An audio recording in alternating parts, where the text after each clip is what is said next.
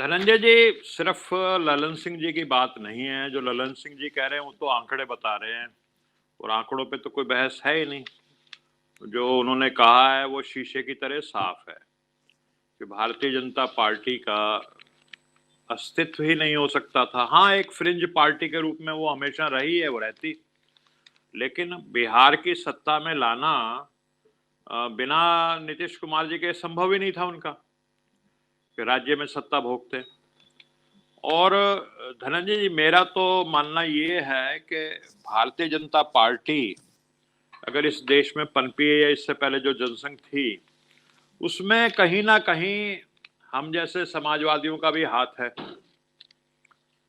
1967 में जो लोहिया जी ने गैर कांग्रेसवाद का जो नारा लगाया था, उसमें जो जनसंघ उस समय होती थी, भारतीय जनसंघ, उसको साथ लिया था।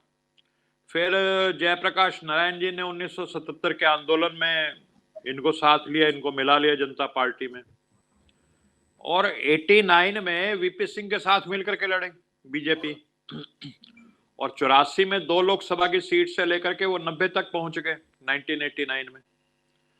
और सिर्फ मैं ये तो एक मोटी बात आपको कह रहा हूं, तमाम अगर आप देखेंगे, हरियाणा में देखेंगे, राजस्थान में देखेंगे, मध्य प्रदेश में देखेंगे, गुजरात में देखेंगे, तो भारतीय जनसंघ जो है एक तरह से अमर बेल की तरह, जिसकी अपनी जड़ें नहीं होती, वो दूसरे वृक्ष से लिपट जाते हैं, अमर बेल की तरह उसका रहा है।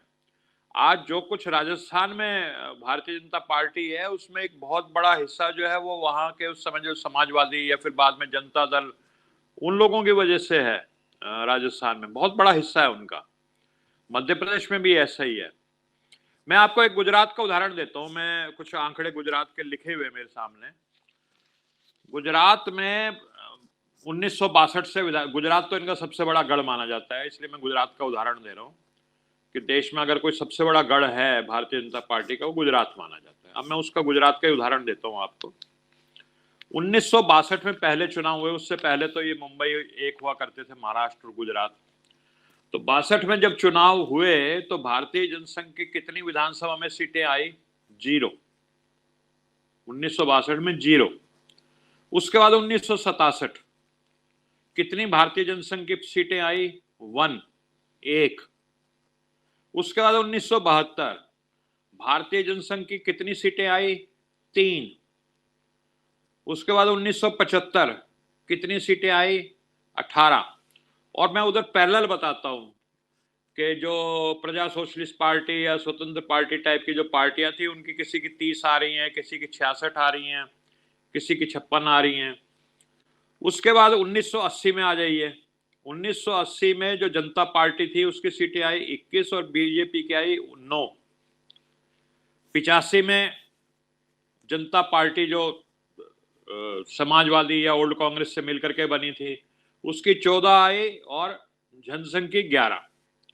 तो 85 तक भारतीय जनसंघ की सीटें 0 से लेकर के मैक्सिमम 11 के बीच में झूलती रही। अब जो है 1990 आता है, और 1990 में अलायंस हो जाता है जनता दल का और भारतीय जनता पार्टी का, जो बीजेपी उस समय थी और वीपी सिंह की सरकार भी बन गई थी।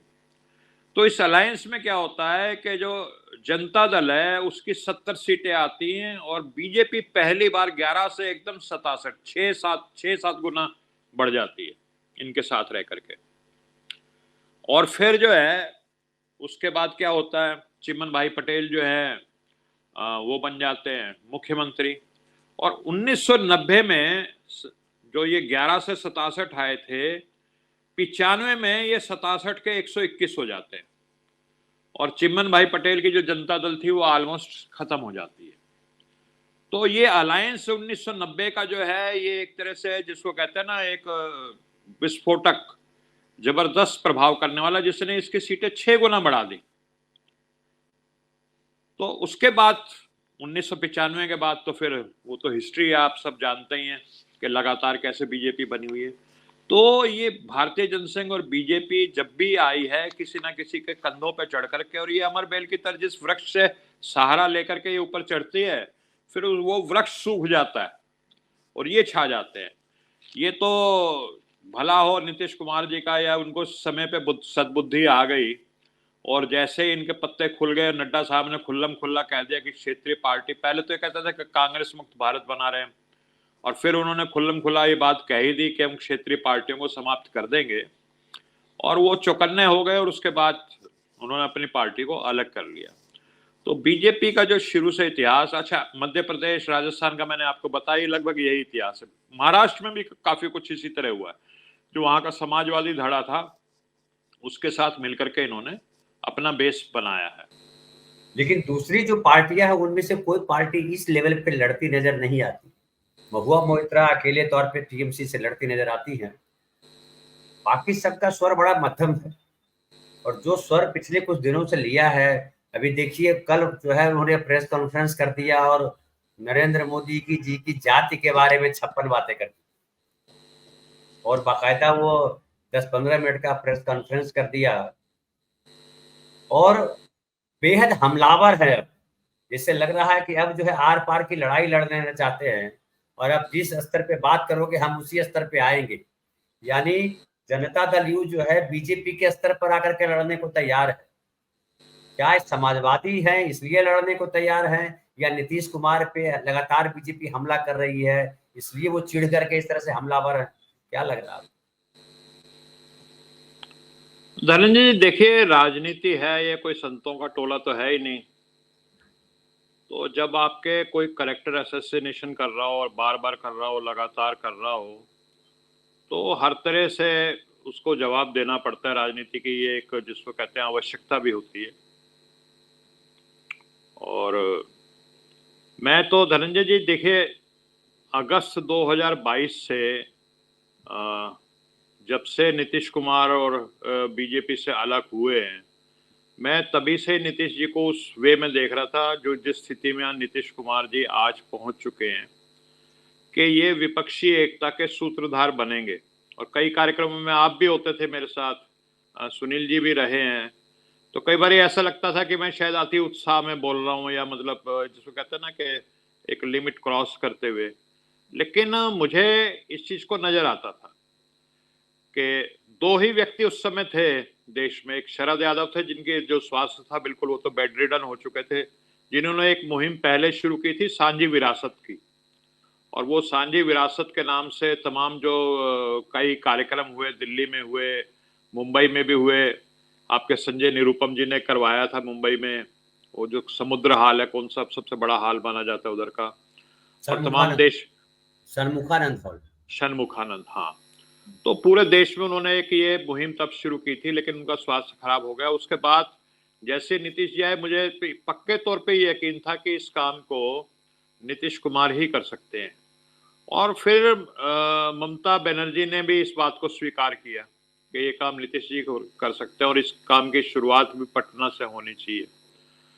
तो कहीं ना कहीं जो बीजेपी कह रही है कि हम हमारे कंधे पे चढ़ के जेडीयू या नीतीश कुमार मुख्यमंत्री बने, अब कहीं इतिहास ये ना कर दे कि पता लगे कि नीतीश कुमार जी ने जैसे ही समर्थन वापस लिया तो आपकी दिल्ली की भी सरकार चली गई, शायद आप ही उनके कंधे पे चल करके ऊपर आए थे इतना।